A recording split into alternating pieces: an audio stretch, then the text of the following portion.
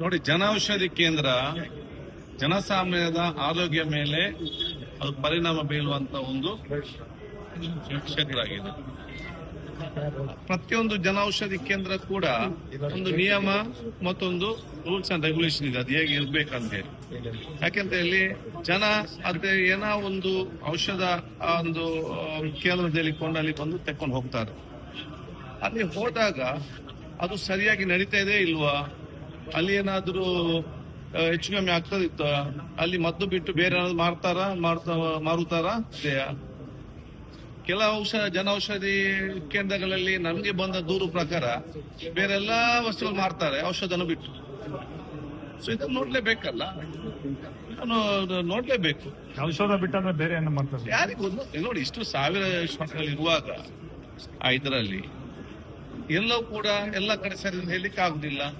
So ಅದನ್ನೊಮ್ಮೆ check ಮಾಡಿ ಬರುದಷ್ಟೇ, ಅದು raid ಅಂತಲ್ಲ, ಇಟ್ ಇಸ್ ಜಸ್ಟ್ ಚೆಕಿಂಗ್ ಅಷ್ಟೇ.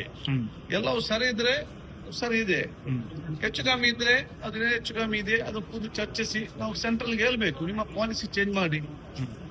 ನನ್ನ ಹತ್ರ ಬಂದು ಬಹಳಷ್ಟು ಕಷ್ಟಗಳನ್ನು ದುಃಖಗಳನ್ನು ಇವತ್ತು ಜನೌಷಧಿ ಕೇಂದ್ರಗಳು ಹೇಳಿದ್ದಾರೆ, ನಮಗೆ ಸರಿಯಾದ ಸಮಯ ಮೆಡಿಸಿನ್ಸ್ ಬರುದಿಲ್ಲ, ನಮ್ಗೆ ಸ್ಟಾಕ್ ಸಿಕ್ಕುದಿಲ್ಲ, ನಾವೇನ್ ಮಾಡುದು ಜನ ಬಂದಾಗ ಈ ರೀತಿ. ಅದಕ್ಕೆ ನಾವೇನ್ ಮಾಡ್ಬೇಕು, ಒಂದು ರೀತಿಯಲ್ಲಿ ಹೋಗಿ ಡೀಟೇಲ್ ಆಗಿ ಎನ್ಕ್ವೈರಿ ಮಾಡ್ಬೇಕು, ಏನ್ ಪರಿಸ್ಥಿತಿ ಅರ್ಥ ಮಾಡಿಕೊಳ್ಬೇಕು. ಅದಕ್ಕೆ ಅದು ರೇಡ್ ಅಂತ ಅಲ್ಲ, ಅದು ಬಹುಶಃ ಅಲ್ಲಿ ಹೋಗಿ ಅಲ್ಲಿ ಪರಿಸ್ಥಿತಿ ಏನಿದೆ, ಅದು ವಿಚಾರ ಏನಿದೆ ಅದನ್ನು ತಿಳಿದುಕೊಂಡು ಅದನ್ನು ಇನ್ನೂ ಚೆನ್ನಾಗಿ ಉತ್ತಮವಾಗಿ ಅದನ್ನು ನಡೆಸಿಕೊಳ್ಳಿಕ್ಕೆ, ಮತ್ತೆ ಯಾರು ನಡೆಸ್ತಾರೆ ಅವರ ಟೆನ್ಷನ್ ಕಡಿಮೆ ಮಾಡ್ಲಿಕ್ಕೆ, ಅವ್ರಿಗೆ ಇರುವಂತಹ ಸಮಸ್ಯೆಯನ್ನು ಕೇಂದ್ರ ಸಚಿವ ಚರ್ಚೆ ಮಾಡ್ಲಿಕ್ಕೆ ಬೇಕಾಗಿ ಇವತ್ತು ಮಾಡಿದಂತಹ ಒಂದು ಅವರ ಇನ್ಸ್ಪೆಕ್ಷನ್ ಅಲ್ಲದೆ it is not and rate. ಯಾರು ಸರಿಯಾಗಿ ಜನೌಷಧಿ ಕೇಂದ್ರ ನಡೆಸ್ತಾರೆ ಅವರು ಅಪವಾದನ್ನು ಮಾಡುವುದಿಲ್ಲ, ಯಾರು ಜನೌಷಧಿ ಕೇಂದ್ರ ಸರಿಯಾಗಿ ನಡೆಸುವುದಿಲ್ಲ ಅವ್ರ ಮಧ್ಯದ ಅಪಾದನೆ ಮಾಡುವಂತದ್ದು. ಆದ್ರೆ ಜನೌಷಧಿ ಕೇಂದ್ರ ಜನಸಾಮಾನ್ಯರು ಮುಗ್ಧರು, ಅವರು ಜನೌಷಧಿ ಕೇಂದ್ರದಲ್ಲಿ ಬರ್ತಾರೆ, ಅವ್ರಿಗೆ ಯಾವ ಕ್ವಾಲಿಟಿಯ ಟ್ಯಾಬ್ಲೆಟ್ ಕೊಡ್ತದೆ, ಇವರು ಎಲ್ಲಿಂದ ತರ್ತಾರೆ, ಅದು ಗವರ್ಮೆಂಟ್ ಸರ್ಟಿಫೈಡಾ ಅಥವಾ ಇದು ನೋಡ್ಲಿಕ್ಕೆ ಬೇಕಲ್ಲ, ಇದು ನೋಡ್ಬಾರ್ದು ಅಂತ ಹೇಳಿದ್ರೆ ಹೇಗೆ? ಅದರ ಬಗ್ಗೆ ನಾನು ಮುಲಾಜು ವಹಿಸುವುದಿಲ್ಲ, ವೆರಿ ಸ್ಟ್ರಿಕ್ಟ್, ಅದರ ಬಗ್ಗೆ ಸ್ಪಷ್ಟತೆ ಇದೆ. ಆದ ಕಾರಣ ಅಲ್ಲಿರೋ ವ್ಯವಸ್ಥೆ ಅದರ ಪ್ರಕಾರ ನಡೆದುಕೊಳ್ಳಿ, ಏನು ತೊಂದರೆ ಇಲ್ಲ.